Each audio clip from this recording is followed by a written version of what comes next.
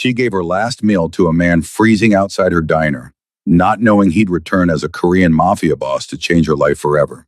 The blizzard hit Chicago on January 15th, 2023, with the kind of fury that made people believe in divine anger. Wind chill dropped to -30.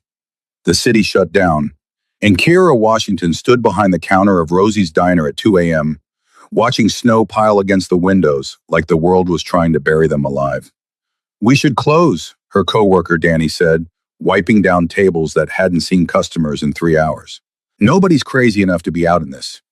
"Boss said stay open till 4, Kira replied, refilling salt shakers because idle hands made her anxious. At 26, she'd learned that life didn't care about shuds. It cared about bills. Rent was due in 2 weeks, her student loans were suffocating her, and her mother's medical expenses weren't going to pay themselves. So she stayed. That's when she saw him through the window, a figure stumbling through the snow, hunched against wind that could strip flesh from bone. No coat, just a thin hoodie soaked through, jeans that looked frozen solid, shoes that had given up, pretending to be waterproof. He collapsed against the diner's door, sliding down the glass like his legs had forgotten how to hold him. "Don't," Danny warned as Kira moved toward the door. "Could be dangerous, could be on drugs, could be dying," Kira finished, already unlocking the door. The cold hit her like a physical blow as she pulled the man inside. He was young, maybe late 20s, Asian, Korean, she'd guess from features she'd learned to recognize in her diverse Chicago neighborhood. His lips were blue, his hands were the color of old newspaper, and when his eyes fluttered open, they were the darkest brown she'd ever seen, currently glazed with hypothermia. "Actively dying," Kira muttered, stripping off the man's frozen hoodie with hands that knew efficiency from 6 years of waitressing. "He's got hypothermia." She grabbed every blanket from the storage closet, the industrial dryer's warmth, towels heated in the kitchen, wrapped him like a burrito while Danny brought hot water. Not too hot, she remembered from some long-ago first aid class. Or you'd shock the system. The man's eyes focused on her gradually. He tried to speak, but his jaw was shaking too hard. Kira did what she did best. She fed him, started with warm broth, spooned carefully between chattering teeth, then moved to hot chocolate, the cheap diner kind that was mostly sugar and nostalgia. Gradually, color returned to his face. The shaking became less violent. "Thank you," he finally managed, voice rough and accented. I got lost. Phone died." "Shh," Kira said, the same tone she used on her younger siblings when they were scared. "You're safe now." His eyes met hers, and even through the haze of hypothermia, there was something intense about his gaze. "Kira, you got family we can call?" Something flickered across his face. Pain, maybe, or fear. No. Over the next hour, as the storm raged outside, Kira kept Jin alive. Fed him scrambled eggs and toast, poured coffee with enough cream and sugar to make it palatable, brought him apple pie because comfort food was medicine too. She didn't ask why he'd been out there, didn't question the expensive watch on his wrist that contradicted his lack of winter coat, didn't comment on the scars she glimpsed when adjusting his blankets, old wounds that spoke of violence. Jin asked as dawn approached and the storm finally began to ease. His English was good, accent present but not heavy. Kira shrugged, refilling his coffee. "Because you needed help. Most people wouldn't open their door. Someone like you?" She raised an eyebrow. "Then most people are assholes." He smiled then, just a small curve of lips, but it transformed his face from severe to almost beautiful. He read her name tag. "I'm not unusual, I'm just decent. 47 for everything she'd fed him. But I do have to charge you." Jin stared at the check, then at her. "I don't have my wallet. I lost it." No, Kira had suspected as much. She pulled out her own wallet, counted out $30 from her tip money she needed, money that represented groceries or a tiny cushion against disaster. "Consider it a loan. Pay me back someday if you want. Or don't. Just..." Jin's hand shot out, gripping her wrist with surprising strength. His eyes were fierce, burning with something she couldn't name. I will repay you, I swear it. It's $30 and some eggs, not a kidney, Kira joked. But something about his intensity made her shiver. I owe you everything, he said quietly.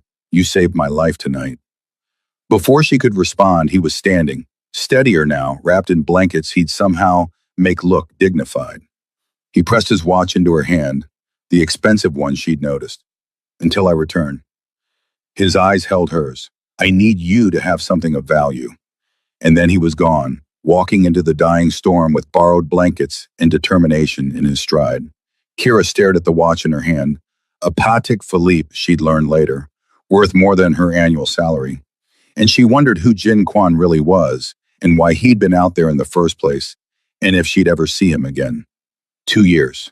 730 days.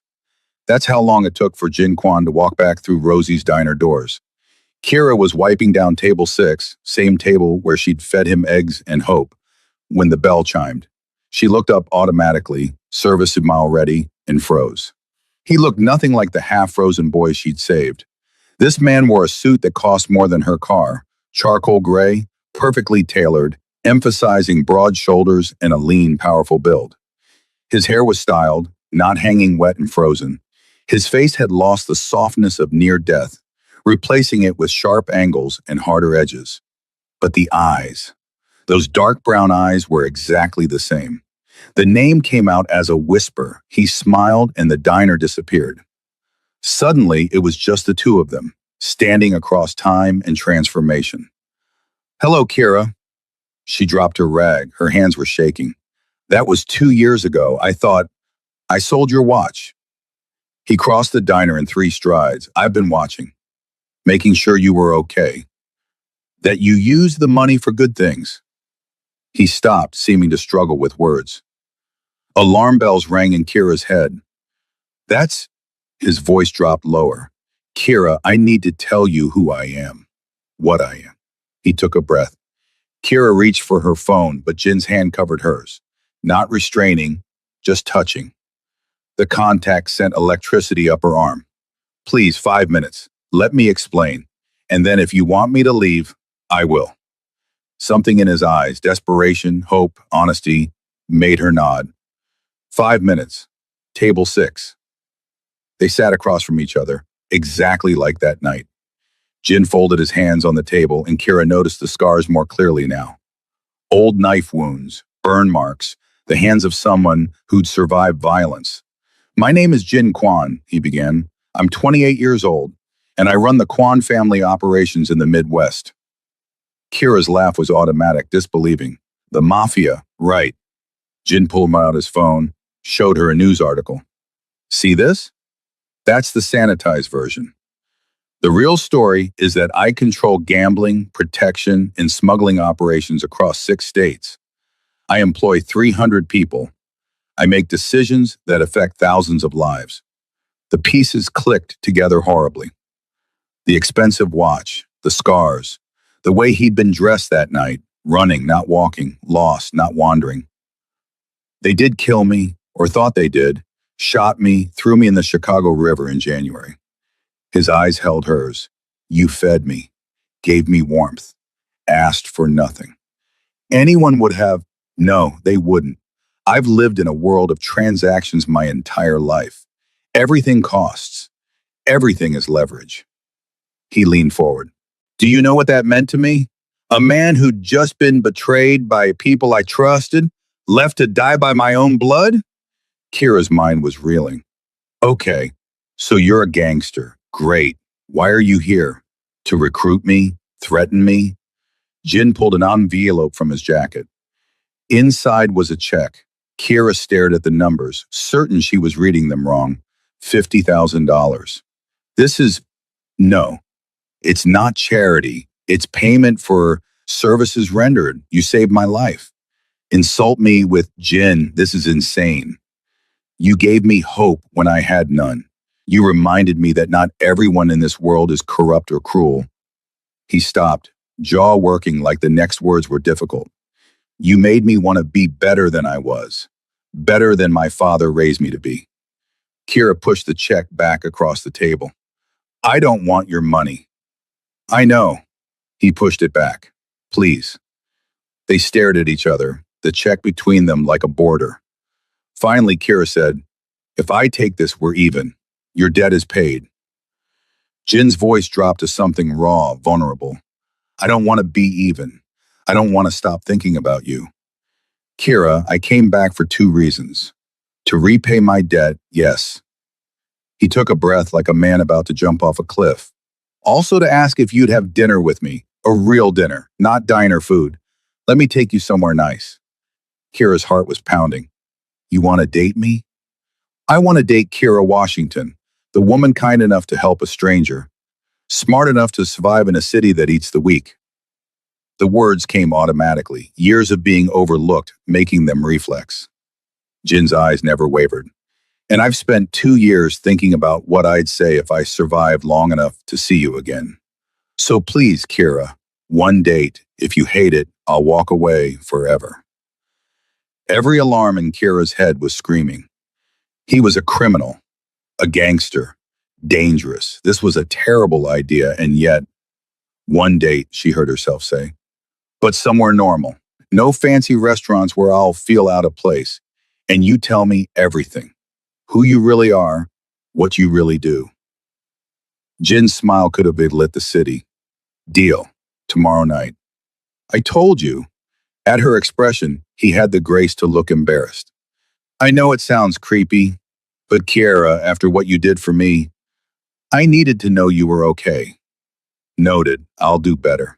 He stood, and Kira realized how much presence he commanded. This wasn't the half-dead boy she'd saved. This was a man who'd clawed his way back from death and built an empire. Thank you, Kira. He left, and Kira stared at the check on the table. $50,000. Enough to wipe out her mother's medical debt. Enough to pay off her car. Enough to finally breathe. She picked it up with shaking hands, then noticed something written on the back in elegant script. For the kindest person I've ever met, you saved more than my life that night. Her coworker Shanice appeared, eyes wide. He's dangerous, Kira said quietly. Shanice grinned. But did you see the way he looked at you? Like you were the sun and he'd been living in darkness. That's not danger. Jin picked her up at exactly 7 p.m. in a car that turned heads on her block. A sleek black Genesis G90 that probably cost more than her parents' house. But he got out and opened her door himself. No driver, no bodyguards visible. You look beautiful, he said, and the way he said it made Kira believe it. She'd chosen a simple black dress, the nice one she saved for job interviews and funerals, paired with the only heels she owned that didn't hurt. Nothing fancy, but Jin looked at her like she was wearing diamonds. So do you, she said, because he did. Dark jeans, a fitted button-down, leather jacket, casual but expensive, effortlessly handsome. Kira asked as they drove through Chicago's streets. Somewhere I think you'll like, normal, like you requested. He glanced at her, small smile playing on his lips. I probably shouldn't. They ended up in Pilsen at a small Mexican restaurant Kira had heard about but never visited. The kind of place with mismatched chairs and papel picado hanging from the ceiling and the smell of fresh tortillas making your mouth water. Nothing fancy, everything perfect. Kira asked as they were seated in a corner booth. That I'd love this. That fancy restaurants make me uncomfortable. Jin's expression turned sheepish. I might have done more research than just watching from a distance. Your Instagram mentioned loving Mexican food. Your friend Shanice posted about this place. And I remembered that night. You fed me diner food, not anything pretentious. At her look, he laughed. I'm sorry, I'm not good at this. Normal dating. In my world, everything is strategic, calculated. Start by being honest, Kira said. You promised. Everything. So Jin told her about growing up in Seoul until he was 10, when his father moved the family to Chicago, about watching his father build a criminal empire from nothing, using fear and loyalty in equal measure, about being groomed from childhood to take over, learning violence before algebra, about his sister who died in crossfire when he was 16, collateral damage in a war she didn't understand. That's when I stopped feeling, Jin said quietly. When Mi Young died, I built walls so high nothing could hurt me again. became exactly what my father wanted. Ruthless, cold, efficient. Kira asked. He met her eyes. Not all the way out. That's impossible. You don't leave this life. But I wanted to shift things, move toward legitimate business, stop the protection rackets that hurt small business owners, end the violence. My lieutenants thought I was weak, betraying my father's legacy. Jin reached across the table, not quite touching her hand. After I left your diner, I spent 3 months recovering in secret. Then I came back, eliminated everyone involved in the coup, and restructured everything. Made it clear that the old ways were dying. It means every decision I made, I asked myself, what would Kira do? Would she approve? He smiled wryly. You became my conscience. I know, and I'm sorry, but Kira, you have to understand. I was ready to die that night, had accepted it. Then you opened your door and fed me and treated me like I mattered, and suddenly I wanted to live. The food arrived. Tamales, enchiladas, street tacos, enough for a small army. They ate and talked, and gradually the conversation shifted away from darkness. Kira told him about growing up in Chicago, the youngest of 4 siblings, about her mother's breast cancer diagnosis 3 years ago, about dropping out of nursing school to work full-time when the medical bills became overwhelming. Jin asked, Still do, someday. Kira shrugged. But right now, the diner pays bills. Jin pulled out his phone, showed her a building. I own this property. It's empty right now, but I've been thinking about opening a community health clinic. Affordable care for people who fall through the cracks. I need someone to run it. Kira stared at him. I'm offering you a chance to finish your dream. I'll pay for you to complete nursing school.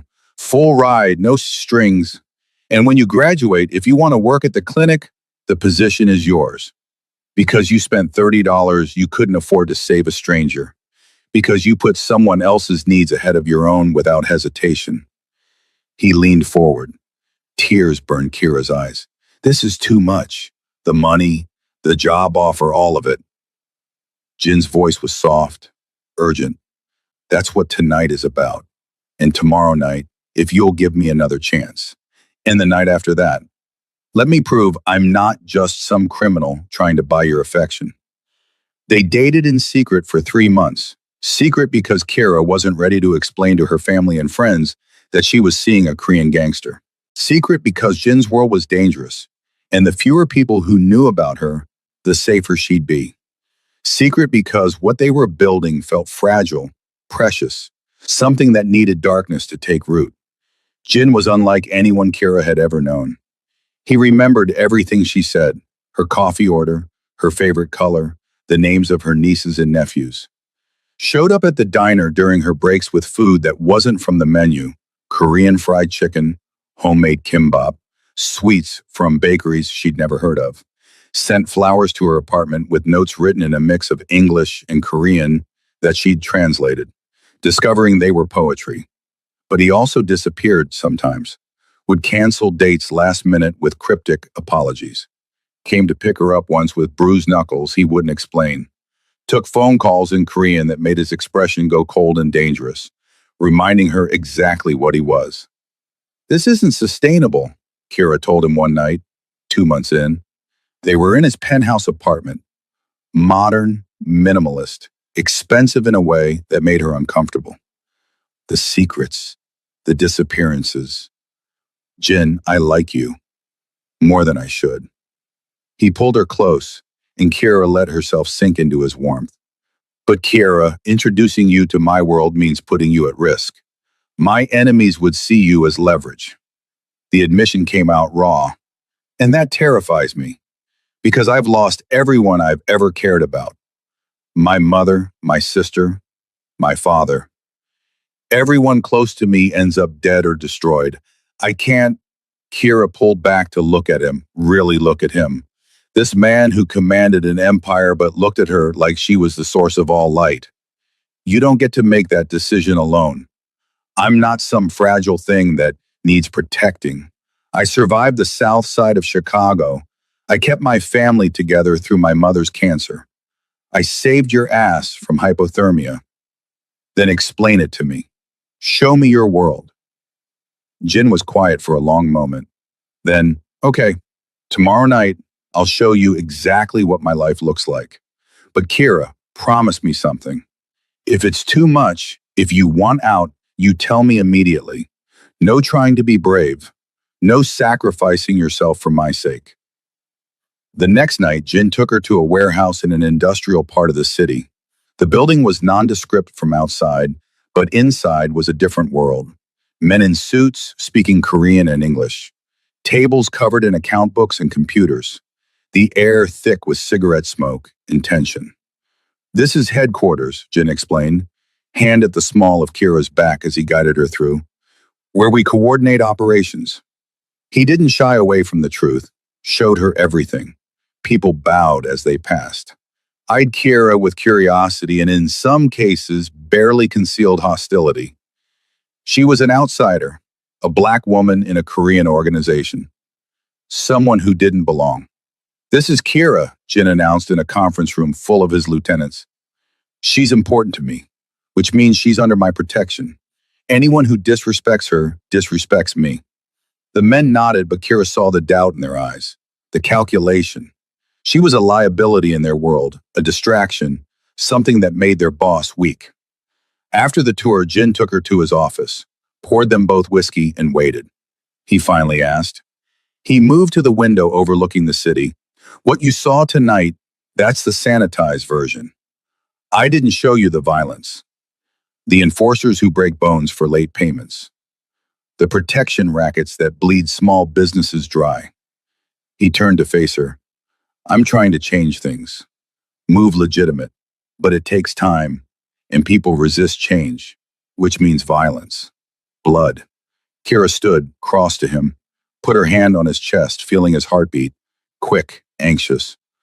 I'm not naive. I know what you are, what you do. And yes, it scares me. The danger, the moral ambiguity, all of it. His eyes widened. Because the hospital suddenly classified her as a research patient with full coverage. And when I pressed, they said it was arranged by a Korean American foundation that doesn't show up in any search. She smiled. I don't. I feel grateful and confused and terrified. She took a breath.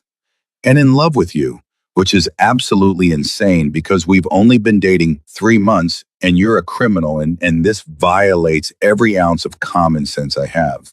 But there it is. Jin's expression cracked open. I love you, you idiot. And I know it's too soon and too crazy. And he kissed her, pulled her against him, and kissed her like she was oxygen and he'd been drowning. When they finally broke apart, both breathing hard, Jin pressed his forehead to hers.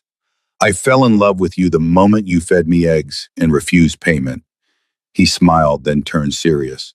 But Kira, loving me means accepting danger. I have enemies, and people who'd hurt you to hurt me. I can give you security, bodyguards, protection. Nobody's ever safe. Kira thought of her mother's cancer, of friends lost to street violence, of all the ways the world broke people without warning. At least with you, I'd be loved while facing the danger.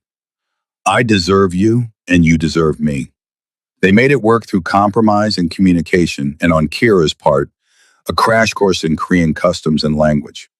Jin hired a tutor, insisted she learn at least conversational Korean so she'd understand what was happening around her, introduced her slowly to his inner circle, making it clear she wasn't just a girlfriend, but someone with permanent status. The Korean community had mixed reactions. Some of the older generation disapproved. A black woman with their most prominent leader was scandalous. But others, especially those who'd benefited from Jin's increasing legitimacy and community investment, were cautiously welcoming. And when Kira started volunteering at the Korean Community Center, teaching first aid classes and helping with health outreach, opinions began to shift. You're winning them over, Jin said 6 months into their relationship, watching her interact easily with grandmothers at the center. I'm not trying to win anyone over. Kira smiled at an elderly woman who just complimented her Korean, still rough but improving. But it helps that I actually care about the community. I know. Jin pulled her close, not caring who saw.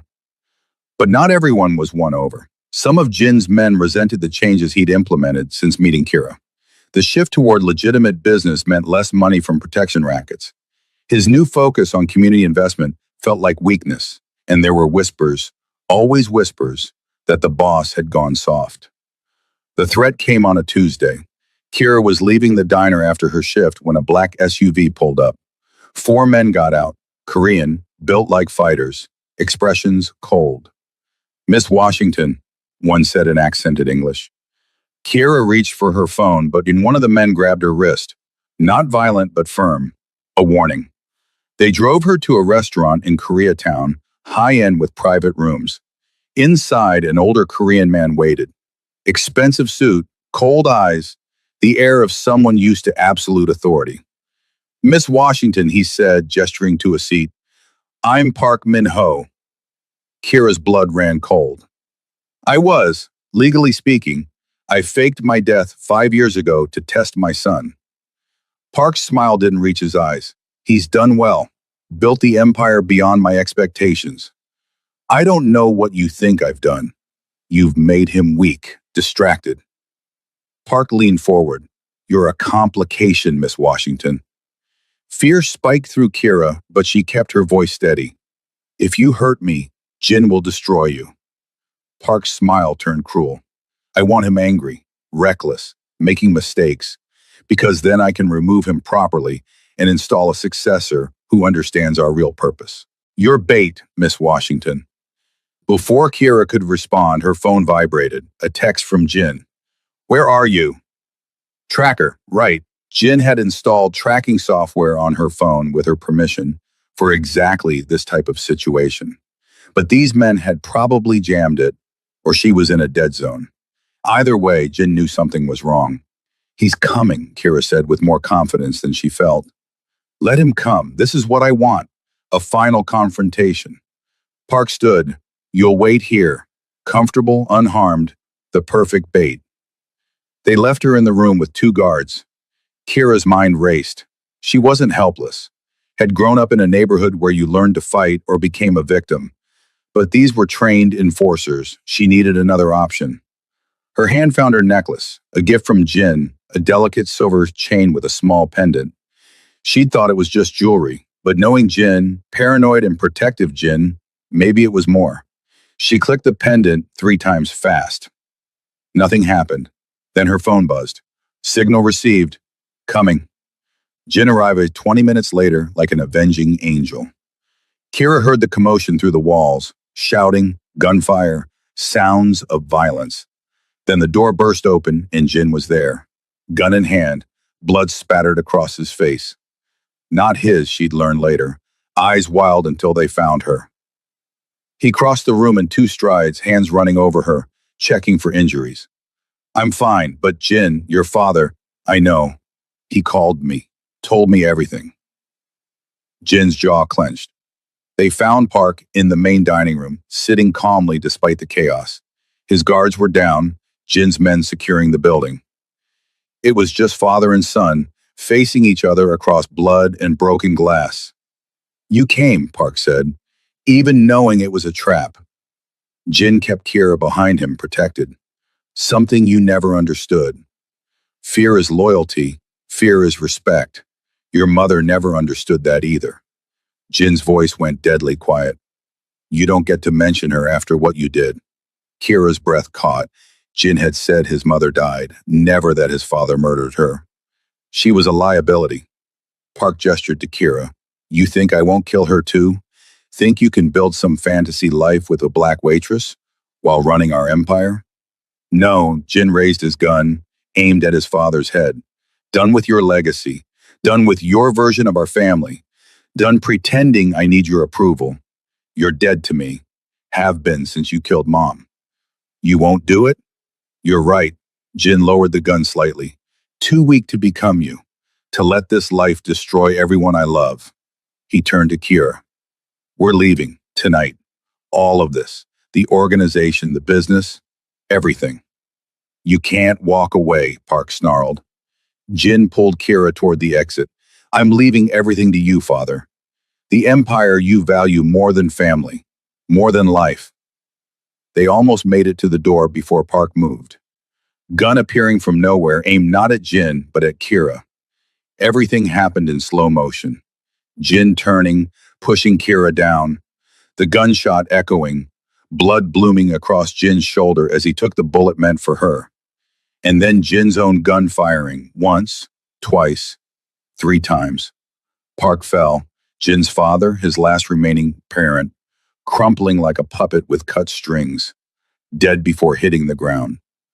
Kira scrambled to him, hands pressing against his shoulder wound. "Oh God, you're shot. We need to—" "I'm fine. Okashike."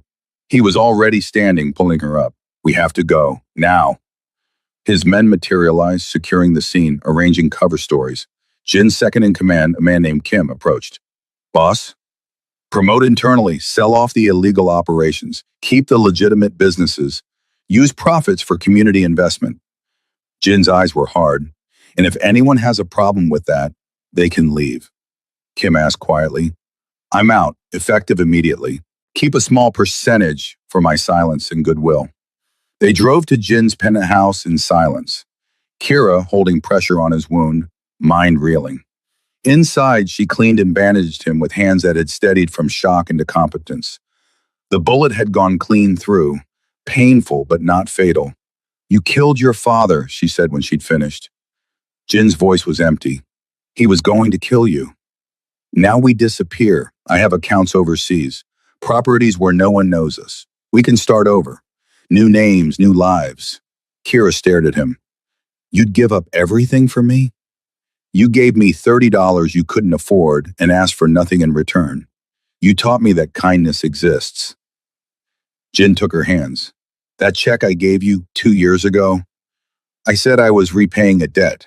But Kira, I'll never be able to repay what you really gave me. The belief that I could be better. What about my family? My mother? My siblings? They'll be taken care of, anonymously but completely. Medical care, education, housing, everything. They'll think you got a job overseas. We'll send photos, letters. I've been planning this for months." Jin smiled sadly. Kira was quiet for a long moment, processing everything. Her entire life upended in one night. "I barely know you." Kira met his eyes. "Not fear for my life, not regret. I love you. I love you despite every logical reason not to. Despite the danger and the complications and the absolute insanity of this situation. I love you because you're trying to be better, because you looked at a waitress and saw someone worth saving." She squeezed his hands. "So yes, let's disappear. Let's build something new." Jin pulled her into a kiss that tasted like blood and hope and impossible futures. "We'll go to Seoul first," he murmured against her lips. "Then maybe Jeju Island. Find a small house by the ocean. I'll teach you Korean properly. You can finish nursing school there. Work at a local clinic." "No, but we'll be together." They left Chicago 3 days later, after Jin had arranged everything with meticulous care. Kira said goodbye to her family with carefully constructed lies. A nursing program in Seoul, a fellowship she couldn't refuse. Her mother hugged her tight and whispered, "I know there's a man involved. There's always a man when a woman's eyes look like yours." They flew first class to Seoul, then took a smaller plane to Jeju Island. And the house Jin had bought was perfect. Small but comfortable, overlooking the ocean, far from the chaos they'd left behind. Kira stood on the porch that first night, breathing salt air and freedom, feeling Jin's arms wrap around her from behind. He asked, "Thousands." She leaned back against him. "Tell me about the island. Beautiful, peaceful. They have excellent hospitals if you want to continue nursing school. Strong community." He turned her to face him. "Kira, I know this isn't the life you imagined. No, I've taken you away from everything familiar." She smiled. "I'll have bad days, miss my family, wonder if we made the right choice. That's human. But Jin, I chose this. Chose you. Chose us. Old habits. Everyone I've ever loved has left or died or betrayed me. I can do patient." Jin pulled her closer. Thank you for seeing past who I was to who I'm trying to become, for giving me a reason to change. Thank you for coming back, for keeping your promise. The first year was an adjustment. Kira threw herself into learning Korean, determined to be fluent, enrolled in nursing school and discovered that her previous credits transferred beautifully, made friends with local women who accepted her mix of broken Korean and earnest effort, built a life that was small but real. Jin struggled more. Going from emperor to ordinary took adjustment. He got a job as a translator, his English and Korean both fluent, plus Chinese and Japanese he'd learned for business. Started volunteering at a community center, learned to cook because Kira worked odd hours, became, improbably, domestic. I miss it sometimes, he admitted one night after a year. They were cooking dinner together, kimchi jjigae, a recipe his mother had taught him before she died. The power, the respect. Kira stirred the pot. Jin looked around their small kitchen, at Kira in sweatpants and one of his t-shirts, hair wrapped, feet bare, at the life they'd built from nothing. No, never. She kissed him. Year 2 brought unexpected complications. Kira discovered she was pregnant.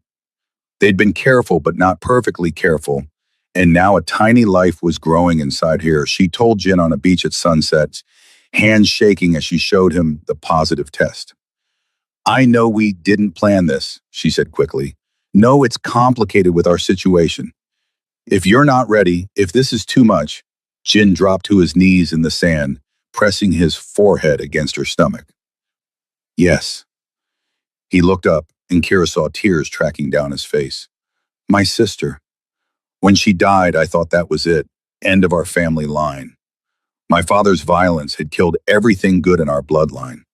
But Kira, you're giving me a chance to start over. To be the father my dad never was. That's a yes to everything. He stood, pulled her into his arms. Marry me, officially. Then let's make it official. It's also the only one you're getting. Yes, you idiot. They married in a small ceremony on the beach, just the two of them and a local officiant. Kira wore a simple white dress, Jin wore linen pants and a shirt. They exchanged rings made from local volcanic rock and jade. Vows spoken in Korean and English. Promises made to each other and the life growing between them. I promise to choose you every day, Kira said, in the hard times and the easy ones. When you're struggling with who you were and who you're becoming. When our child asks about their father's past and we have to figure out what to say. I promise to be worthy of your choice, Jin replied. To be the man you believed I could be, even when I didn't believe it myself. To build a life where our child knows only safety and love. To honor the kindness you showed a freezing stranger by being kind to others. Their son was born 6 months later. Healthy, screaming, perfect. They named him Daniel Jinwoo Washington Kwan, a name that bridged both their worlds. And when Kira placed him in Jin's arms for the first time, watching this dangerous man turn soft and careful with their child, she knew they'd made the right choice. Year 3. Daniel was walking, talking in both English and Korean, a tiny person with his father's eyes and his mother's smile. Kira had graduated nursing school and was working at a local clinic, beloved by patients for her gentle competence. Jin had expanded his translation business, hired 3 employees, built something legitimate and successful. They'd made friends, other international couples, locals who didn't pry into their pasts, built a community of people who accepted them for who they were now, not who they'd been. Life was good, simple, safe, until the day Kira came home from the clinic to find 3 black cars in their driveway and Kim, Jin's former second-in-command, sitting in their living room. She demanded immediately, with Jin at the park, safe. Kim stood, hands raised peacefully. I'm not here to threaten you, Mrs. Kwan. The organization, after you left, after Boss died, I tried to do what Jin wanted, go legitimate, clean things up. But there's a faction that wants the old ways back. They've seized control, and they're destroying everything Jin built, hurting people. That's not our problem anymore. I know, and I respect that. But Mrs. Kwan, they're coming after him anyway. They see him as a threat, living proof that there's another way, and they have resources to find you, even here. Fear spiked through Kira. My mother? Not hurt, not yet, but it's a matter of time. Their leverage. The new leadership wants Jin back, wants to prove he's still the ruthless leader they remember. Jin arrived home then, Daniel on his shoulders, both of them laughing until Jin saw Kim. His expression went cold, deadly. The man Kira knew disappeared, replaced by the boss he'd been. Get out. Kira touched his arm. He says my family is in danger. Jin's jaw clenched. He set Daniel down, signed for him to go to his room. Their son, bilingual in languages and sensing tension, obeyed without question. Only when the door closed did Jin speak. Tell me everything, and Kim, if you're lying, if this is some trick. No trick, boss, just desperation. I'm trying to hold things together, but I can't do it without you, without your reputation. You'll always be the boss.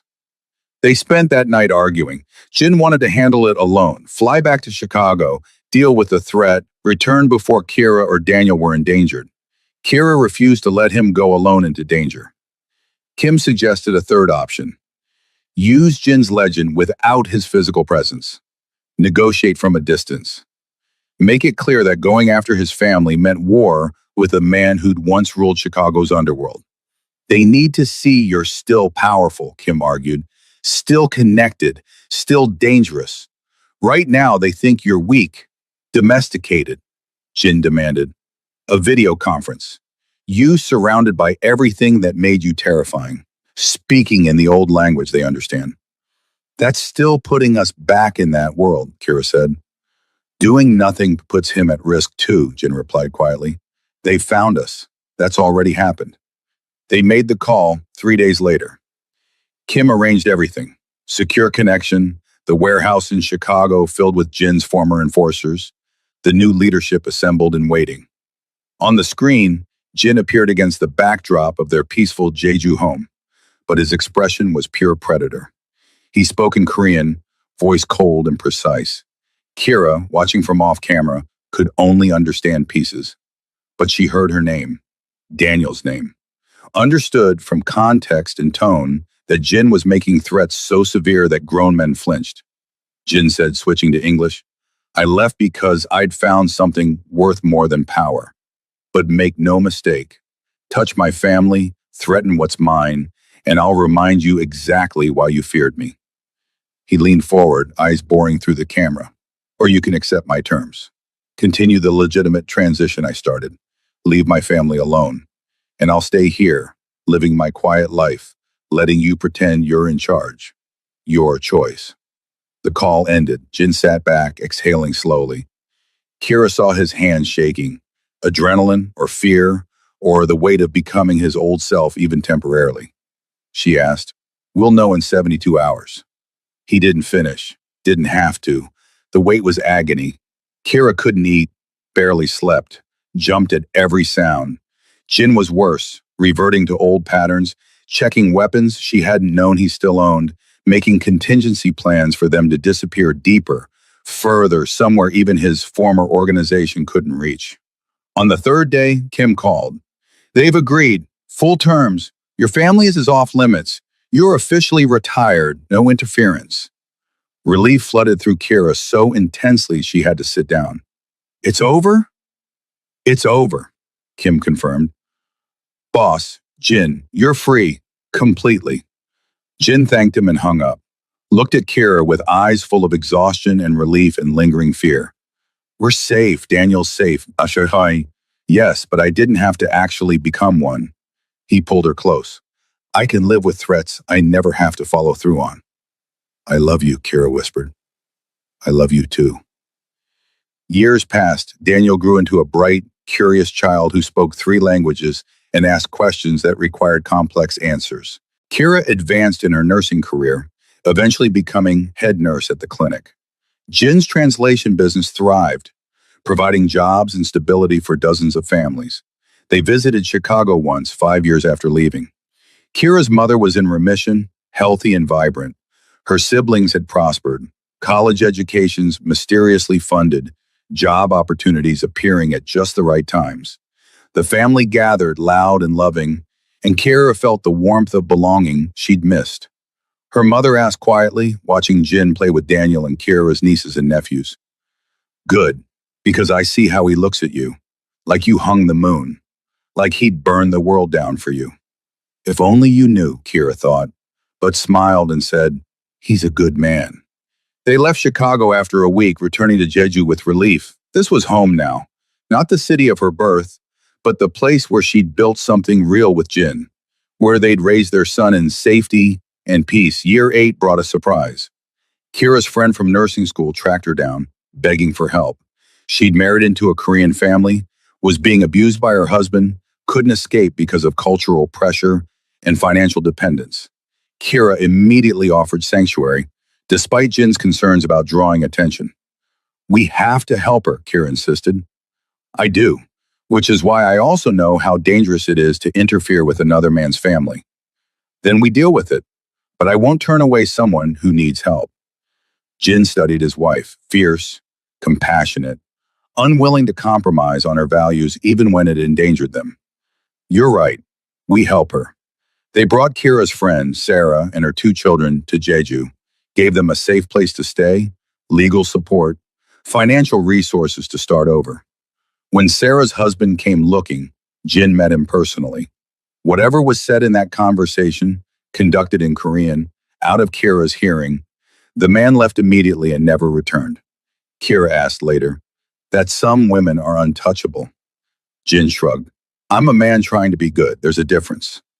Year 10, Daniel was 9, starting to ask questions about his father's past. Where did Jin come from? Why did they live in Korea when both parents were American? Why did strange men sometimes bow to his father in restaurants? Jin and Kiara decided together. Partial truth. Enough to satisfy curiosity without burdening their son with the full weight of history.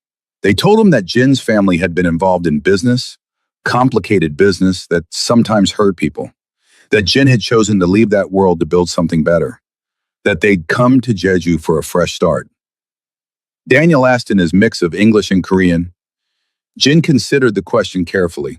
I did bad things, hurt people, made choices I'm not proud of. But your mother saw something good in me, something worth saving. Am I bad? No, Daniel. You're proof that people can change, that we're not just the sum of our worst moments. I think Alma saved you, Daniel said simply, like in the stories. Kira laughed from the doorway. I'm no princess. A man who was lost, Kira said, pulling them both into a hug. Who needed someone to believe in him? Year 12 brought tragedy. Kira's mother died, peacefully, in her sleep, surrounded by family. Kira flew back to Chicago for the funeral, Jin and Daniel with her. It was the first time Daniel had visited America, seen the neighborhood where his mother grew up. It's different from Jeju, Daniel observed, looking at Chicago's south side with wide eyes. Everything. This is where your mother learned to be strong, Jin told him, where she developed the kindness that saved my life. Remember that when you see the poverty and struggle. At the funeral, Kira saw people from her old life, former co-workers from the diner, neighbors who remembered the girl who'd worked 3 jobs to help her family, friends who'd lost touch over the years. They looked at her now, confident, successful, clearly prosperous, and whispered about her transformation. You did good, Key, her brother Marcus said at the reception. Mama was so proud of you. She understood love. Kira met her brother's eyes. She knew he'd been in trouble, that we'd left to start over. And are you happy? More than I ever thought possible. He's a good father, Marcus. A good husband. They returned to Jeju after 2 weeks, all 3 of them grateful to be home.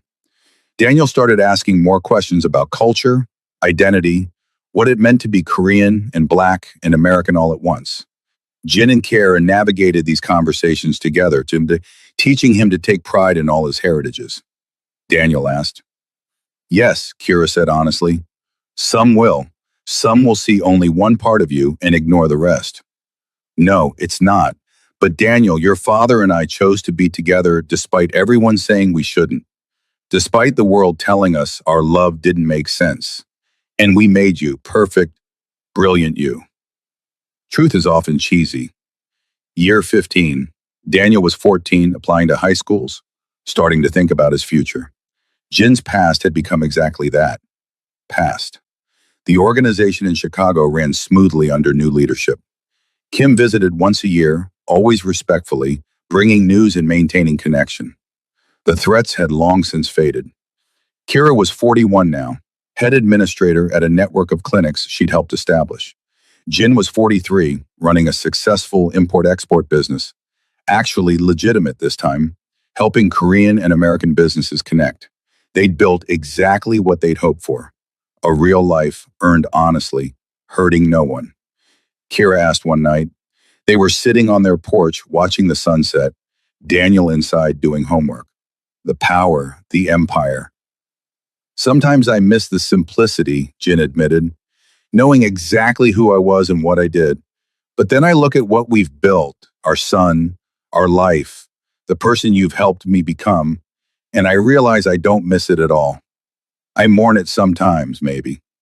Mourn the parts of myself I had to kill to become someone worthy of you. But miss it? I'm proud of you. I'm alive because of you. Everything good in my life traces back to the night you opened your door and fed a freezing stranger. You saved me, Kira, not just from hypothermia. We saved each other. I was dying too, just more slowly. She took his hand. Year 20. Daniel was 19 in his second year at Seoul National University, studying international relations. Smart, thoughtful, determined to build bridges between cultures like his parents had. Jin and Kiara were empty nesters adjusting to the quiet house. They renewed their vows on their 20th anniversary back on the same beach where they'd married. This time, though, they were surrounded by the community they'd built, friends, colleagues, the families they'd helped over the years. Daniel stood as witness, tall and handsome, his father's intensity tempered by his mother's warmth. 20 years ago, Jin said in his vows, I was a different person, controlled by fear and violence, and the belief that power was all that mattered. Then you fed me eggs and coffee and asked for nothing in return. And slowly, impossibly, you taught me that kindness isn't weakness, that love isn't a liability. 20 years ago, Kira replied, you walked back into my life and refused to let me settle for less than I deserved. You believed in me when I'd stopped believing in myself. You gave me back my dreams and added new ones I never imagined. They kissed while their community cheered, and Kira thought about that freezing night in Chicago, about the choice to open the door, about $30 in tip money and a man who'd promised to return. He'd kept that promise, kept it every single day for 20 years. And she'd spent every day since proving she'd been right to believe in him. Year 25. Kira was 51, Jin was 53. Daniel was engaged to a wonderful woman, half Japanese, half Ethiopian, continuing the family tradition of bridging worlds. They were planning a wedding that would celebrate all their heritages. Jin had been diagnosed with early-stage prostate cancer 6 months earlier. Treatable, caught early, but a reminder of mortality. Kira, using every bit of her medical knowledge and connections, had found the best treatment. They'd faced it together, like they'd faced everything else. I'm not done yet, Jin told her after his final treatment. I have too much left to do. Watch Daniel get married, meet grandchildren. You're not going anywhere, Kira said fiercely. Hypothermia and yourself. Both times I pulled you back from the edge. Jin pulled her close. Not since this morning. You're the best thing that ever happened to me. The reason I'm alive. The reason I'm good. Year 30, Jin was in remission. 5 years clear, doctors calling it cured. Daniel had given them 3 grandchildren. Beautiful mixed heritage babies who spoke 4 languages and called them Halmeoni and Harbeoji. Kira and Jin's hair had gone gray. Bodies had slowed, but their love had only deepened. They still lived in the same house in Jeju, still watched sunsets from their porch, still told the story of how they met to anyone who asked, leaving out the mafia parts, emphasizing the kindness and choice and belief in second chances. We should go back, Jin said one evening, to Chicago. It closed years ago, remember? Then we'll go to the Starbucks, stand where table 6 used to be. They went 3 months later, making it a family trip. Daniel brought his wife and children. They stood in the Starbucks that had once been Rosie's diner, and Jin told his grandchildren the story. Your Halmione was working here, he said in Korean, Daniel translating for the children in English and Japanese. And I was lost, freezing, dying, really. She could have ignored me. Should have, probably. Strange man, blizzard, late at night. But she opened the door, fed me, gave me money from her own pocket. The oldest grandchild asked, because she's the kindest person in the world, Jin said, because she saw someone in need and helped. That's all. No complicated reason. The middle grandchild asked, I did, 2 years later, walked through that door right there and asked her to dinner. Kira laughed. No, I thought your Harabaji was creepy at first, following me, knowing too much about me. But he was persistent. I was not creepy, Jin protested. You were absolutely creepy. But she was smiling, 30 years of this argument making it comfortable, familiar. The children giggled, and Daniel rolled his eyes. They're always like this. That's love, Jin said seriously, being comfortable enough to disagree, knowing each other well enough to tease. They returned to Jeju that week, all of them together. The grandchildren ran on the beach while Kira and Jin watched from their porch. Daniel sat between them, the bridge they'd created. You did good, Iyama, he said quietly, building this family, this life. Your father made himself, Kira corrected. You taught me, Jin said, every day, how to be gentle, how to love without controlling, how to be strong without violence. You're my teacher, Kira. And you taught me that love is worth the risk, that broken people can heal each other. They sat in comfortable silence, watching their legacy play in the waves. 3 children who would grow up knowing they came from love, who would tell their own children about the Halmione who'd saved a stranger and the Harabaoji who'd spent his life becoming worthy of that kindness. Year 35. Jin was 63, Kira was 61. They'd slowed down significantly, but they were still together, still in love, still choosing each other every morning. Kira found Jin on the porch one evening looking at an old photograph, the Patek Philippe watch, the one he'd given her that first night, that she'd sold, that he'd bought back years later as a gift. It sat in a frame now, a memento of the beginning. She asked, settling beside him. Always. It's the dividing line of my life, for Kira and after Kira. I think about it too, about how close I came to not opening that door. I was tired. It was late. Danny was telling me not to. But you did open it. That's who you are, who you've always been, someone who helps when it costs you. Jin took her hand, fingers intertwining automatically. Thank you for everything, for saving me, believing in me, building this life with me, for being patient while I learned how to love without destroying, for giving me Daniel, and through him, our grandchildren. You made your life mean something. They died 2 years apart, Jin first, peacefully, at 65. Heart attack in his sleep, quick and painless, surrounded by family in their Jeju home. His last words whispered to Kira in the ambulance were in Korean, Saranghae. Kira followed at 65, exactly 2 years to the day after Jin's death. Also peaceful, also surrounded by family. Daniel held her hand as she slipped away, and her last words were, tell your father I'm coming. At their joint memorial, they'd arranged it years earlier, wanting to be remembered together, Daniel stood before hundreds of people whose lives they'd touched.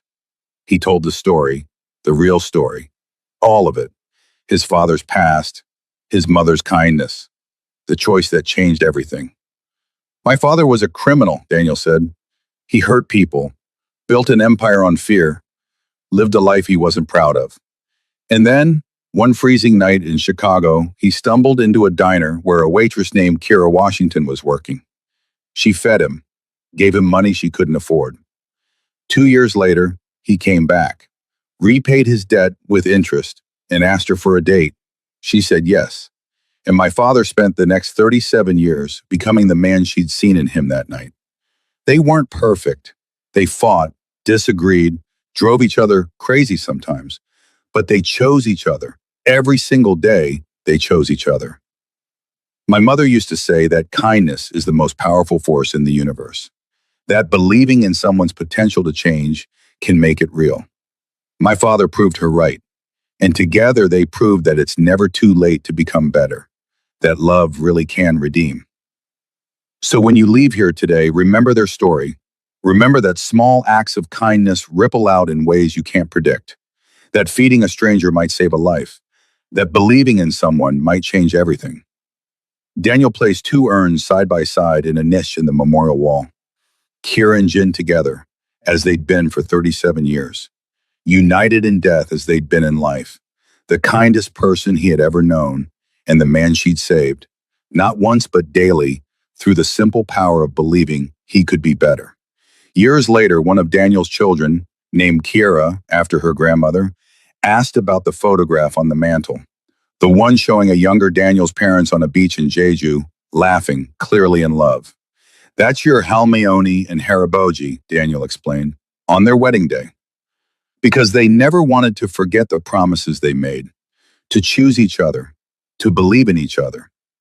"Tell me the story again," young Kira asked.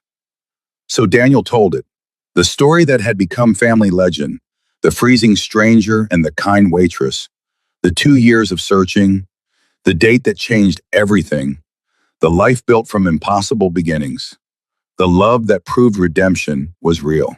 And as he spoke, Daniel understood what his parents had known all along, that the best stories are the ones where broken people heal each other, where kindness wins, where love, against all odds and logic and probability, creates something that endures. His mother had fed a freezing stranger. His father had kept his promise to return. Together, they'd proven that sometimes the most unlikely love stories are the ones that change everything. And that belief in someone's potential to change can make miracles real.